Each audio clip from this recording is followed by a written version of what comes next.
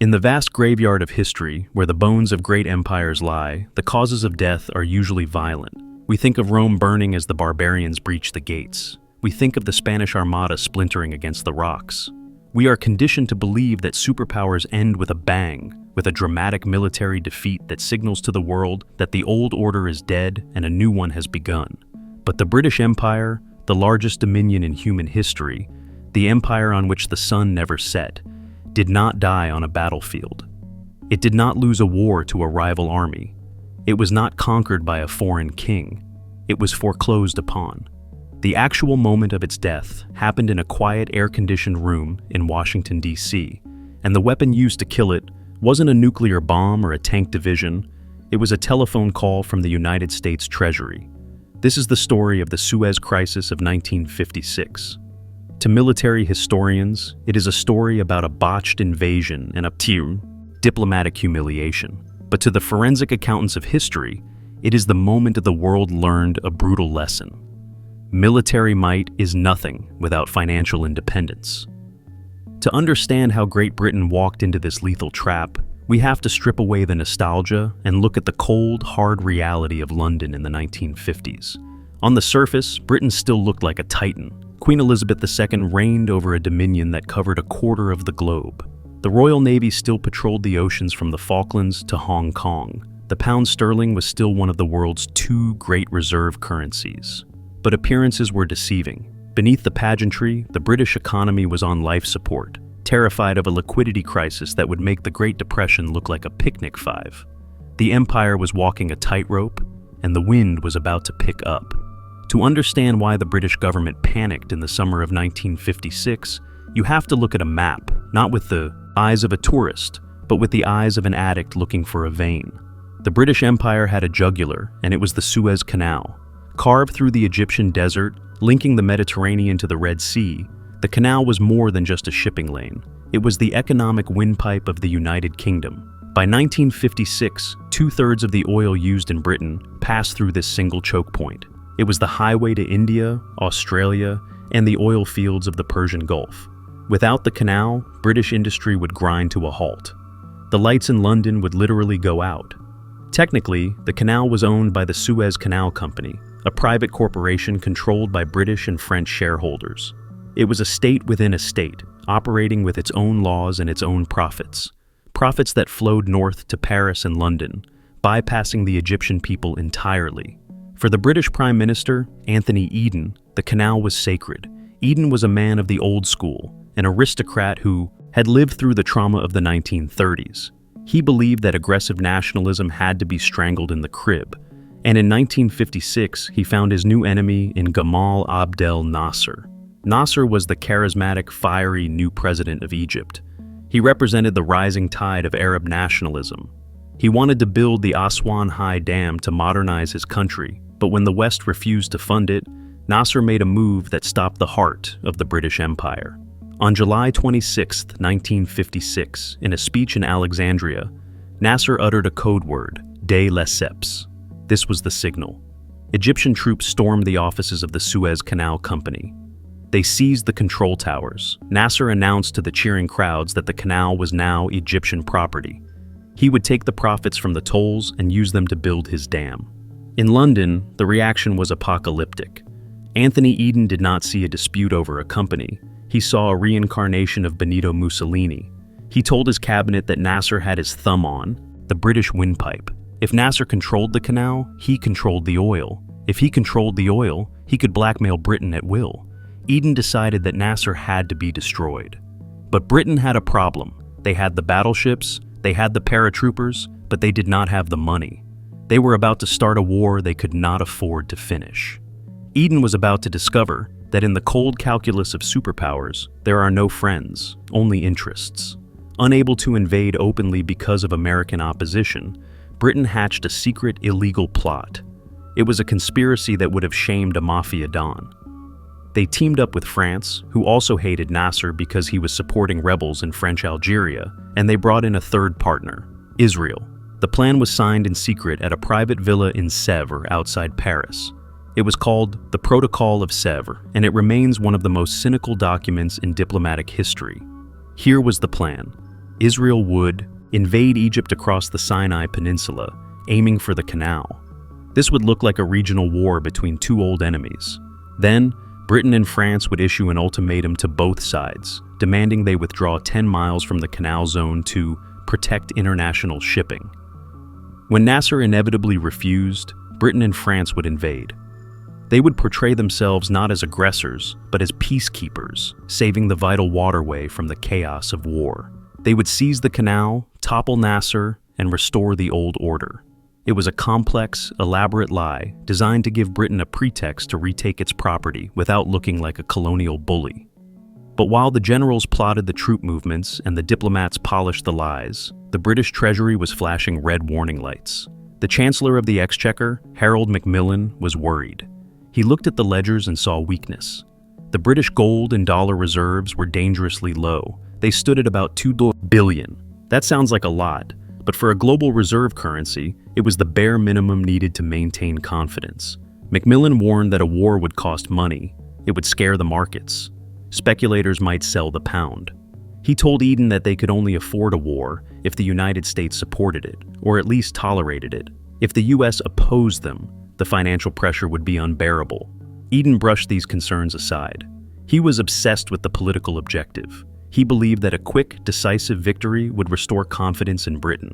He thought that once the Union Jack was flying over Suez again, the markets would calm down, the oil would flow, and the pound would be stronger than ever.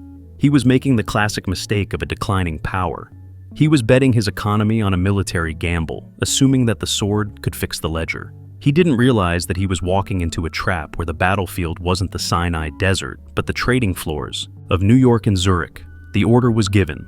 The secret protocol was activated. On October 29, 1956, Israeli paratroopers dropped into the Sinai. The war had begun, and the clock started ticking on the British economy. The lion was about to roar, but it had forgotten that it was the American eagle that paid for its food. On October 30, 1956, the day after Israeli forces swept across the border into the Sinai, the diplomats in London and Paris sprung their trap. They issued a joint ultimatum to both the Israeli and Egyptian governments.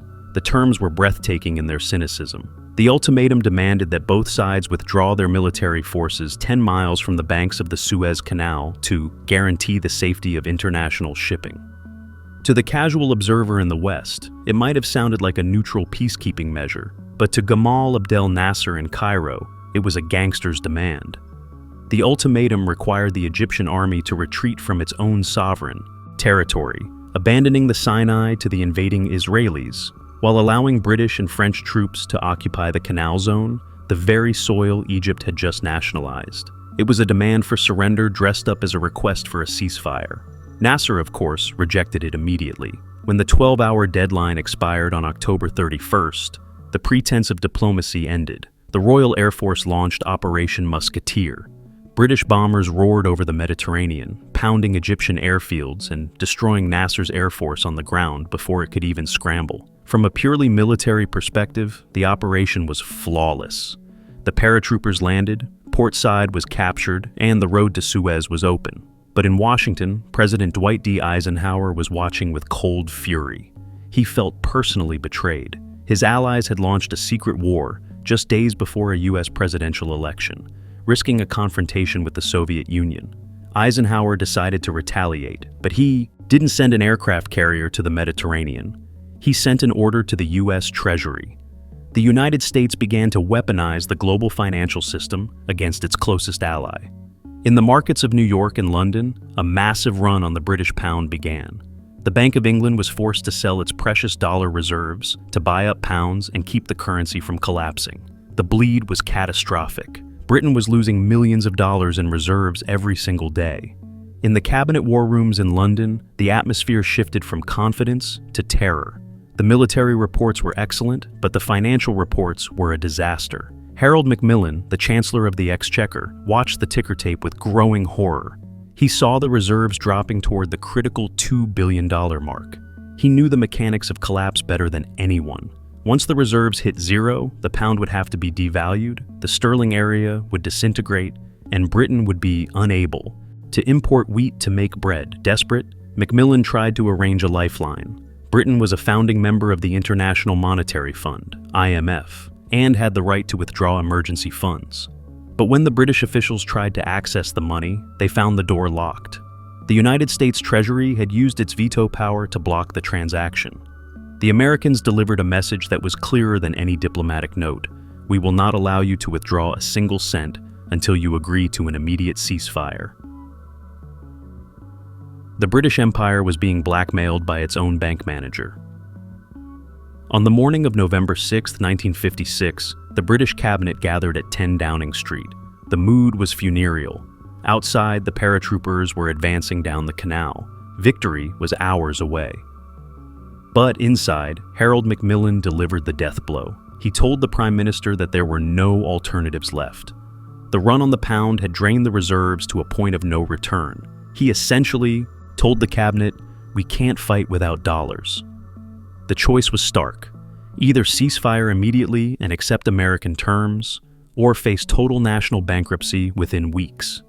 Anthony Eden, the man who had wanted to destroy Nasser, broke down. He had no choice.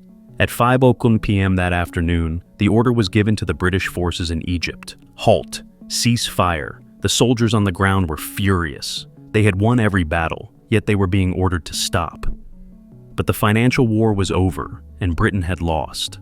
Almost immediately after the ceasefire was announced, the financial pressure lifted. The United States Treasury stopped selling pounds. The IMF loan, miraculously, was unblocked. The American oil tankers, which had been held back, set sail for Europe. The message was clear. The US would pay for Britain's survival, but only if Britain accepted its new role as a junior partner. The Suez Crisis was the pivot point of the 20th century. It was the moment that the hangover of World War II finally cleared, and the British people looked in the mirror and saw who they really were. They were not Romans. They were not the masters of the globe. They were a debtor nation living in a drafty house, trying to keep up appearances. But the lesson of Suez goes beyond Britain. It is a lesson about the nature of power in the modern world. Before 1956, power was measured in battleships, tank divisions, and square miles of territory. After 1956, power was measured in currency reserves, bond yields, and trade deficits. President Eisenhower proved that you don't need to bomb a country to defeat it. You don't need to invade it. You just need to control its currency. By weaponizing the dollar, the United States established a hegemony far more efficient than any empire that came before it. The Romans needed legions to occupy Gaul. The British needed gunboats to control India. The Americans only needed the Federal Reserve. When the US threatened to crash the pound, they didn't just stop a war.